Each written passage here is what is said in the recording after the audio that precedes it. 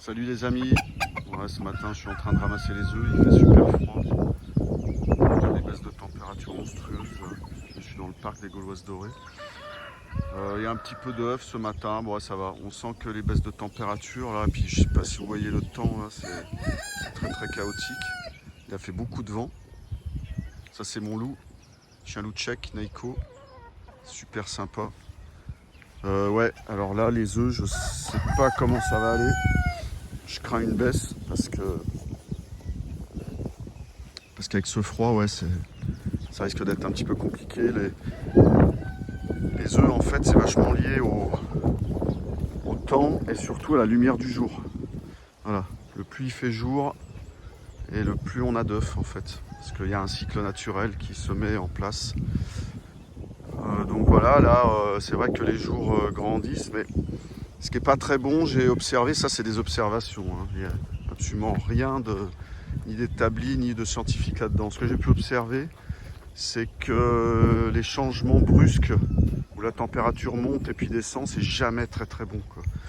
C'est jamais très bon. On a des baisses de ponte. Voilà. Là, j'arrive vers un parc, c'est les marrants bleus. Voilà, elles sont bleues, bleu cuivré, hein. C'est super beau. Vous allez voir, les coques sont magnifiques. Voilà. Bon, chez moi, elles restent toujours un petit peu craintives, hein, parce qu'en fait, nous, on les embête pas. Voilà. Donc elles ont leurs petites habitudes, hein.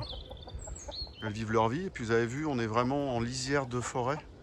Donc c'est vraiment bien, quoi. Parce que ce qu'il faut pas oublier, c'est que la poule, c'est quand même un animal. C'est un animal qui vit dans les bois à l'état sauvage, hein.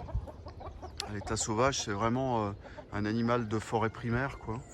Et bien évidemment, hein, tout ça, ça n'existe plus avec l'industrialisation. Mais c'est super important. On peut remarquer qu'elles se sentent bien en dessous des arbres. Et puis finalement, ça les protège aussi beaucoup des prédateurs. Ouais. Là, l'autre jour, là, je m'en suis fait manger une. Là. Je sais pas si vous voyez, là, il y a un petit peu avec quelques restes. Je pense que c'est un chat sauvage, voilà, parce qu'on en a un qui traîne. Alors ouais, il en a mangé, ouais. Bon, c'est pas très bien, mais bon, voilà. Alors j'avais mis un piège histoire d'essayer de le prendre là, mais et bien évidemment de le relâcher, hein, parce que il ne s'agit pas ni de lui faire du mal ni de le tuer, hein. Pour moi, tout ça c'est un équilibre, hein. Mais quand il commence à me tuer beaucoup de volailles, bon, il faut que je fasse quelque chose quand même, parce que sinon, ça va pas, quoi. Ça va pas. Bon, là, je vous balade un peu. Je sais pas si c'est très agréable à regarder, parce que comme je ramasse mes œufs, hop, là, il y a une poule qui est sur le nid. Alors, vous avez vu, la marron, ça fait des œufs très marrons, là.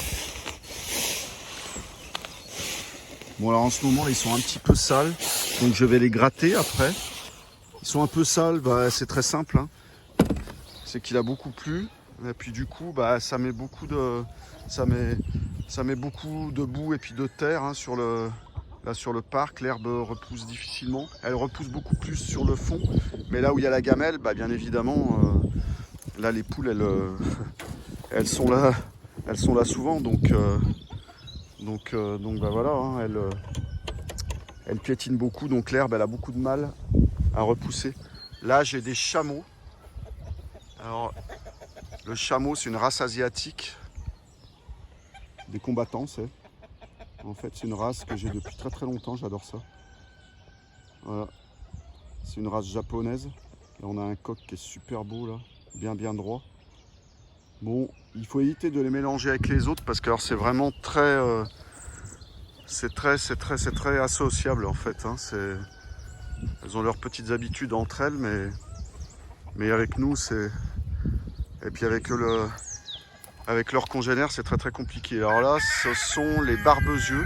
Bon, je vois qu'il y a une marran qui est là, voilà, qui aurait dû être enlevée, mais qui n'a pas été enlevée. Bon, je ferai ça tout à l'heure. Donc la barbezieux, là, la particularité, ça fait un œuf vraiment blanc. Absolument rien à voir avec les marrans, hein. Voilà. Elles viennent me voir. Elles viennent me voir un peu.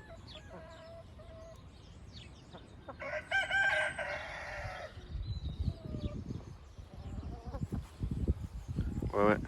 Je vois qu'il y a cette marran. Alors là, c'est problématique, là, cette marran qui est là, parce qu'on est en période de repro. Donc, voilà. Nous, on fait des races pures.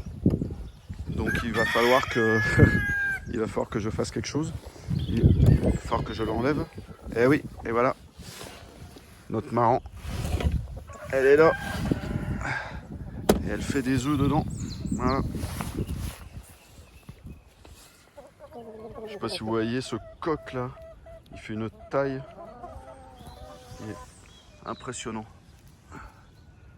Il est vraiment beau. Ils sont très très familiers, vous voyez. Là je l'ai vraiment à 20 cm de moi. La Barbezieux, ouais, c'était une race ancienne originaire de la ville de Barbezieux, en Charente. C'était vraiment la race qui allait sur la table des rois. Voilà. On faisait avec du coq vierge. Donc le coq vierge, bah, ce sont des mâles qui sont isolés des femelles, voilà, qui ne connaissent rien de la vie de reproduction. Voilà. Ah, ça chante, hein. Elles sont vraiment belles, ouais. Bon, moi je vais continuer ma ramasse d'œufs et puis je vais vous laisser. Je vous embrasse tous et je vous souhaite une très bonne journée.